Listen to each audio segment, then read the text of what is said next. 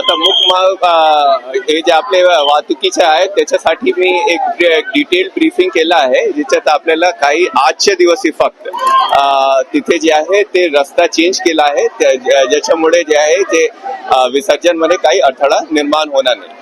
अच्छा, याच्यानंतर आपण दक्षता घेत आहे की कुठल्याही प्रकारच्या कोणालाही वाहतुकीस पण आणि गणेश भक्तांना पण विसर्जन करण्यावेळी कोणत्या प्रकारची अडचण येऊ नये हे आपण त्याची दक्षता घेतली आहे. किती मार्गावरून मिरवणूक निघणार?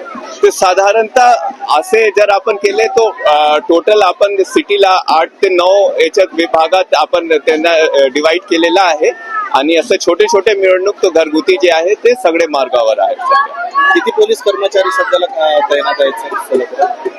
टोटल 24 ते पुढे पोलीस कर्मचारी आणि अधिकारी सध्या आपले इथलेचे आणि बाहेरून पण SRPF झाला, काही PTCचे पण आपल्याला लोक भेटले आहेत, ते याच्यासाठी कार्यरत आहेत.